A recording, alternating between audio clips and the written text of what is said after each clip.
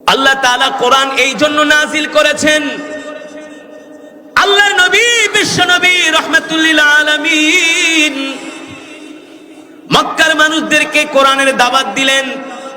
বারবার আবু জেহেলকে দাওয়াত দেয়, আবু লাহাবকে দাওয়াত দেয়, উতবা সাইবাকে দাওয়াত দেয়, দাওয়াত গ্রহণ করে না। এক যুগের উপরে তাদেরকে দাওয়াত দেয়, তারা দাওয়াত গ্রহণ করে না। এবার আল্লাহ তাআলা ডাক দিয়া বলে, হাবিব আর ওদের সাথে নরম ভাষায় কথা বলার সময় নাই, এবার একটু গরম হন। কি হন? কি হন? এই সমাজের কিছু মানুষ মনে করে হুজুররা শুধু নরম, হুজুরদের গালি দিলেও কিছু বলে না, ধমকি দিলেও কিছু বলে না, আছে না? মনে করে হুজুররা শুধু নরম আর নরম।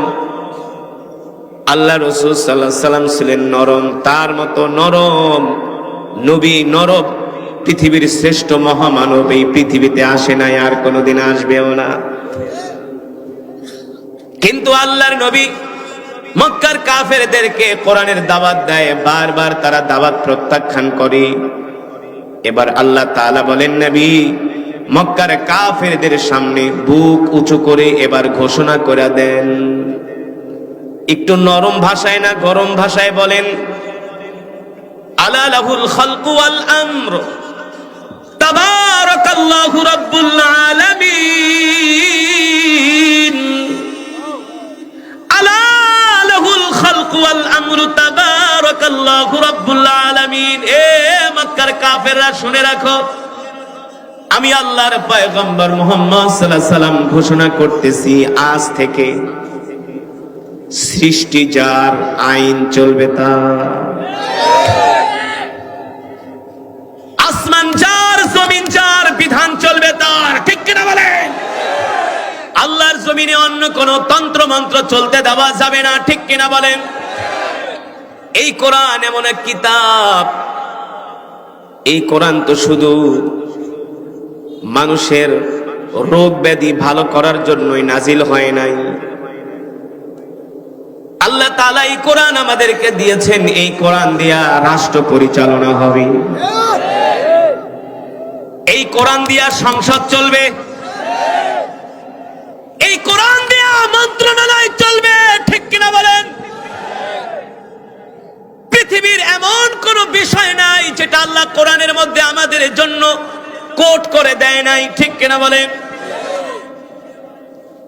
সব সমস্যার সমাধান দিতে পারি আল কোরআন।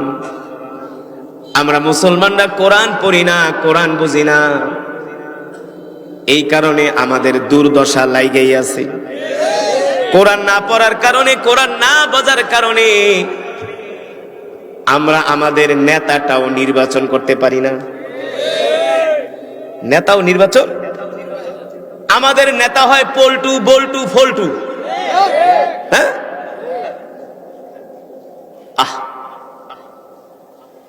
কিভাবে মুসলমান নেতা নির্বাচন করবে? একজন নেতার গুণাবলী কি হবে? নেতা হওয়ার জন্য কি কি ক্রাইটেরিয়া গুলো দরকার, কি কি গুণগুলো দরকার আল্লাহ কোরআনে বলে দিছে। কিন্তু কোনদিনই তো কোরআন খুলে দেখলেন না যে আমরা তো নেতা নির্বাচন করি, ওই নেতা তো 2 দিন পরে আমাদের খবর রাখে না। তাহলে আমরা কেমন নেতা নির্বাচন করব? আমি বলি না, রাগ করবেন না, কষ্ট পাবেন না, আমার রব বলতেছেন।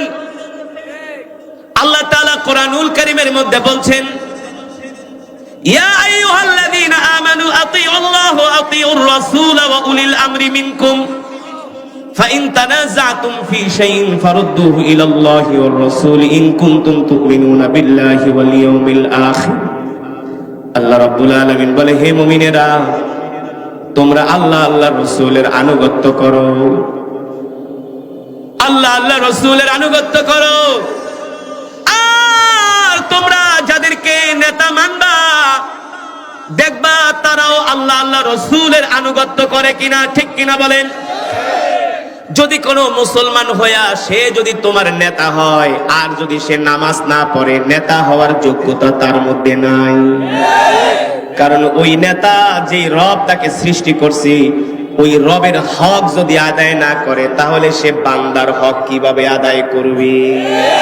ঠিক কিনা বলেন? বাংলাদেশের অনেক বড় এক শিল্পপতি আমার খুব ঘনিষ্ঠ, অনেক বড় শিল্পপতি। আমি তো তেজগাঁও রহিম মেটাল মসজিদে প্রায় 12 বছর নামাজ পড়েছি। পুরা তেজগাঁওটা হলো শিল্প এলাকা, সব গার্মেন্টস মালিকদের আখড়া হলো তেজগাঁয়। অনেক বড় একজন শিল্পপতি, তার কম হলেও 30,000 কর্মচারী। কত হাজার? হাজার হাজার কোটি টাকার মালিক। আমার আসাদ ভাই, আপনারা তো অনেক ভালোবাসি, আমাকে একটা সলিউশন দেন। কি সলিউশন? বলে ভাই, আমি তো মানুষের প্রচুর দান সৎকা করি, মানুষের হেল্প করি, সমাজের ভালো ভালো কাজ করি, কিন্তু মাগার আমার তো নামাজ পড়তে ভালো লাগে না। কি পড়তে ভালো লাগে না? কি পড়তে? আমি বলি শোনেন, আপনি সমাজের যতই ভালো কাজ করেন না কেন, মানুষদের যতই উপকার করেন না কেন, আপনাকে সৃষ্টি করেছেন আল্লাহ তাআলা। আর আল্লাহ তাআলার হক, আল্লাহ তাআলার হুকুম যদি আপনি 100% পালন করতে না পারেন, মানতে না পারেন, তাহলে আপনি মানুষের হক আদায় করতে পারবেন না। ওই জায়গার মধ্যে গোজামিল থাকবে। ঠিক কিনা বলে? আল্লাহ তাআলা কোরআনুল কারীমের সূরাতুন নিসার এই আয়াতের মধ্যে বলছে, শোনো, তোমরা যদি তোমাদের নেতা নির্বাচন করতে যায়া কোনো সমস্যার সম্মুখীন হও, তাহলে তোমরা আল্লাহ আল্লাহ রসুলের দিকে ফিরে আসো, কোরআনের দিকে ফিরে আসো। কোরআন তোমাদেরকে গাইডলাইন দিয়ে দিছে। ঠিক কিনা বলেন? আমাদের নেতা ছিলেন সাইয়েদনা আবু বকর রাদিয়াল্লাহু তাআলা আনহু। আল্লাহু আকবার। সাইয়েদনা আবু বকর রাষ্ট্রপ্রধান ছিলেন, রাষ্ট্র পরিচালনা করেছেন। কোনদিন জনগণের গম চুরি করে খায় নাই, তেল চুরি করে খায় নাই, কম্বল চুরি করে নাই। কেমন ছিলেন সাইয়েদনা আবু বকর?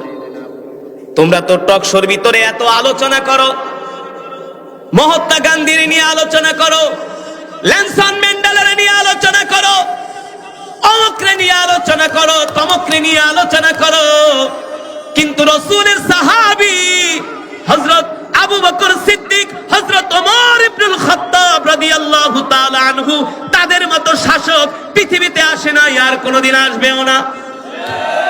কিভাবে তারা রাষ্ট্র পরিচালনা করছিল এগুলা তো টকশোর মধ্যে আলোচনা করো না। দেখবেন যেগুলা আলোচনা করে একটার মাথায়ও চুল নাই। চুল থাকবো কিভাবে? সারাদিন শুধু অন্য ধান্দায় থাকে, কোরআন হাদিস তো পড়ে না, আজে বাজে চিন্তা করতে করতে মাথার চুল নষ্ট হয়ে গেছে। যদি সাহাবায়ে কেরামের জীবনী নিয়ে টকশোর মধ্যে আলোচনা করতেন যে সাইয়েদনা আবু বকর কিভাবে রাষ্ট্র পরিচালনা করেছিলেন, কিভাবে জনগণের খবর নিয়েছিলেন, কিভাবে জনগণের দ্বারে দ্বারে ঘুরেছেন, এই আলোচনা যদি আমাদের দেশের নেতারা করত আর বুঝতো, তাহলে কিন্তু আমাদের এত দুর্দশা হতো না। ঠিক কিনা বলে?